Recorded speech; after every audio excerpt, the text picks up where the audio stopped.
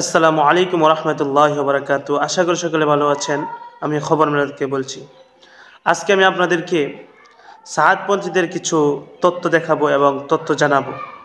প্রথম হলো যে সাহাদপন্থীরা যে আক্রমণটা করেছে টঙ্গী ইস্তেমায়, এর আগে একটি বৈঠক করেছে এবং এর আগে যে সাহাদপন্থীদের যে প্রধান আছে, যে প্রধানের একটা বক্তব্য আমি আপনাকে এখন শোনাচ্ছি। শোনানোর পরে আপনারা বুঝতে পারবেন যে প্রথমেই সে কি হুমকিরে দিয়েছে টঙ্গী ইস্তেমার মাঠে ঢোকার জন্য। তো আগে আপনারা তার বয়ানটা শুনেন। আসসালামু আলাইকুম রহমতুল্লাহি ওয়া বারাকাতুহু। বাংলাদেশের সমস্ত হযরত উলামা ইকরাম এবং তুলামা ইজামদেরকে বলতে চাচ্ছি, তাবলীগের হযরত মাওলানা জুবায়ের সাহেবের সঙ্গে চন্দ্রবাদেরকে বলতে চাচ্ছি, আপনারা যে বিভিন্ন জায়গায় মিথ্যাচারিতা করতেছেন, গতকালকে আমাদের রাস্তায় চলনেওয়ালা সাইদের উপরে হামলা করে তারপরে আপনারা মিথ্যাচারিতা করতেছেন আর সব জায়গায় মিথ্যাচারিতা করতেছেন। আপনারা এগুলো বন্ধ করেন।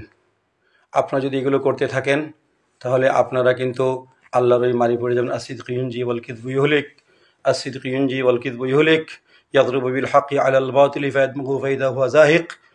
এই সমস্ত আয়াতের ভিতরে পড়ে যাবেন আপনারা। আপনাদের পরিণাম কিন্তু মারাত্মক খারাপ হবে। আপনারা আর মিথ্যাচারিতা করেন না। গতকালকে আমরা ময়দানে ঢোকার জন্য কোনো চিন্তা করি নাই, চেষ্টা করি নাই। আমরা ইনশাআল্লাহ ময়দানে ঢোকার সময় ঢুকবো। যদি কেউ ঠেকাতে পারে ঠেকাবে, সে সময় দেখা যাবে।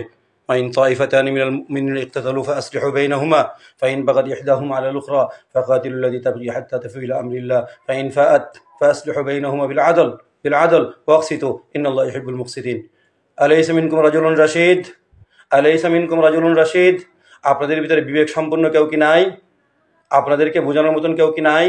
যদি আপনারা বুঝ না পান, এমন অবস্থার শিকার হবেন, বুঝ হয়ে যাবে। আমি আব্দুল্লাহ মনসুর বলতেছি, আপনারা মিথ্যাচারিতা করেন না। মাওলানা সাদ সাহেব বলছেন যে বাংলাদেশের আলেম তালবেলেমদের কোনো দোষ না, দোষ হচ্ছে দুই চারজনে যে কাকরাইলে বসে বিভ্রান্ত করেছে। জুবাইর সাহেব কেন আসে না? রবিল কেন আসে না? ওমর ফারুক সাহেব কেন আসে না? তাদের ছেলেরা কেন আসে না? মাদ্রাসার এই সমস্ত নাবালেগ বাচ্চা, এতিম বাচ্চাদেরকে আমাদের মোকাবেলায় কেন পাঠাচ্ছেন? আমি মাওলানা আব্দুল্লাহ মনসুর বলতেছি, আপনারা আসেন, এই ছাত্রদেরকে পাঠায়েন না। তো আশা করি আপনারা মনসুর সাহেবের বয়ানটা শুনেছেন। সে সরাসরি হুমকি দিচ্ছে কতলের, সরাসরি হুমকি দিচ্ছে এই হত্যা করার। তো তারা এই কথাও সে বলেছে যে কিভাবে ইস্তেমায় ঢুকতে হয় এটাও আমরা দেখে দিব, এটাও আমরা দেখব। তো দেখেন, এটা তাদের বিষয়। এটাও বলেছে যে এটা আমাদের বিষয়, আমরা কিভাবে ইস্তেমার মাঠে ঢুকবো এটা আমরা জানি, তবে কিভাবে ঢুকতে হয় এটা আমরা জানি। 1 নাম্বার। 2 নাম্বার হলো যে আমাদের 2500 যে থানা আছে, এই থানার মধ্যে যখন সাদ সাহেবের ইস্তেমা হয়েছিল, এই ইস্তেমা থেকেও কিছু অস্ত্র, দেশীয় অস্ত্র উদ্ধার করেছিল বিজিবিরা।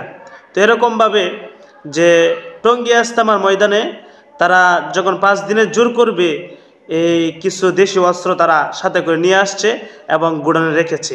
তো ওই দিনকার রাত্রে তো কিছু সাদ গ্রুপের কিছু লোক আছে, তারা প্রচার করছে এগুলা আলেম ওলামারা নিয়ে এই ময়দানে রাখছে। যদি এগুলা আলেম ওলামারা ময়দানে রাখতো তাহলে অবশ্যই একটা তাদেরও একটা ক্ষতি হয়ে যেত, তাদেরও একটা মানে অনেক বড় ধরনের ক্ষয়ক্ষতি হয়ে যেত। তো আশা করি আমার কথাটা বুঝতে পেরেছেন।